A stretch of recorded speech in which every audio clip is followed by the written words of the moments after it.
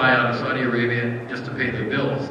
And so it's kind of an interesting situation they've got themselves into. But the dollar has done some things that for me makes me pretty cautious that if you're not short grains, you should at least be long the dollar, or we wait a couple more months, get another quarter's worth of information. It may take a couple months of that to happen. But don't underestimate what that means for our. We've been very competitive against a lot of people. Now suddenly we become uncompetitive because it costs more to buy our products.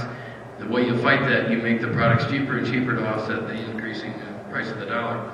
Brazil currency, you'll notice here that the big drop that we had back in last year when the currencies, or when the economy fell apart in Wall Street and the financial underpinnings of our economy, so to speak, and the Treasury Secretary, starting with Bush and all the way through, saved us from ourselves, so to speak. It didn't take any prisoners. And look what happened to Brazil. We had a long uptrend in Brazil. Brazil's got to be the place to be. Suddenly, when there's a problem, what happened? They fell worse than our currency, and that just exhausted them. It rallied back up. In the meantime, another decision to make. We went back up to where it gapped lower, where suddenly it was worth this much, and tomorrow morning it's only worth this, and there was no trading in between. We rallied up almost to that point to say, let's reevaluate why we were there in the first place. What were the economic situations? Has anything changed to make us think that the highs we saw in Brazil were just a pause and we're going a lot higher? And we in the United States get more competitive. They got back up to that gap area, and the same people that sold it the first time sold it again. So that has turned and gone the other way, simultaneously with the euro going down and our dollar turning back up. So it just isn't in the United States. The Brazilian real is in a negative situation now.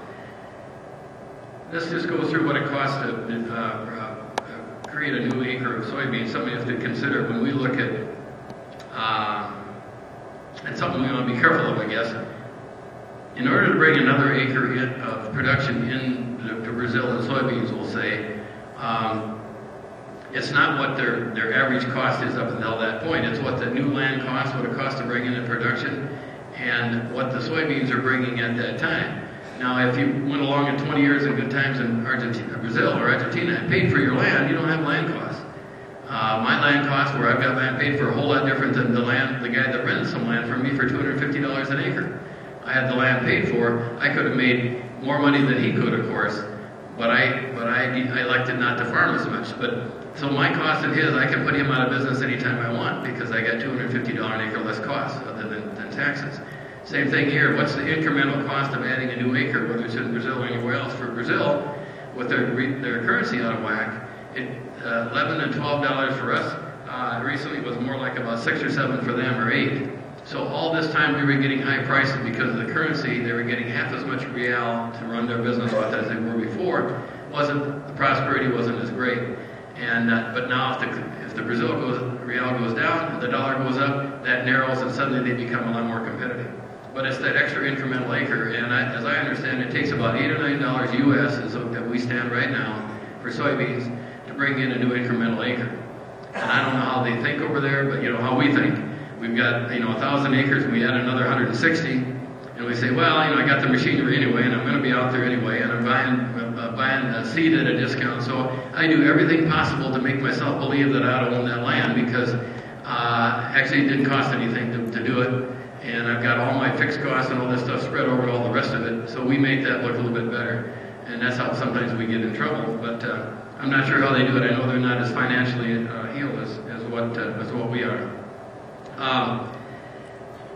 So I wanted to also then look back and look at our corn chart. And if we look back at 2008 and what happened and say to ourselves, maybe this was a bad dream. I actually dreamt about this at night one night. I said, could have this all been? We went up here when we burst and we had this bubble that everybody warned us that was happening. But if you look at what happened previous to that, 1988, the way to the left side of the chart, we had a drop and we exceeded $3.20 and went right back down below it again. Back in 1988, you could eliminate a few hog producers because there was a lot of them. Now we're vertically integrated. We don't remove them until things are really bad.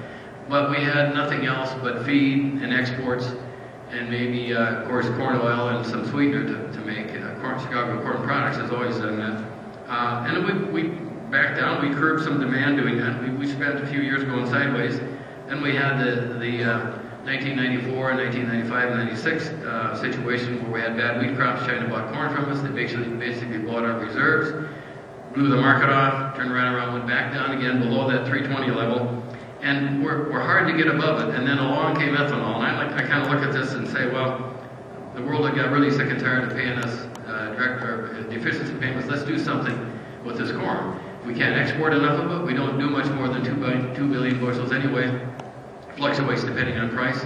You can only feed so many animals, and usually we use from about 5 billion bushels, or plus or minus 300-400 million. So I thought, the thought I'm sure occurred to somebody, if we can't use it, let's burn it. And that's when the ethanol mandate came in and off we went.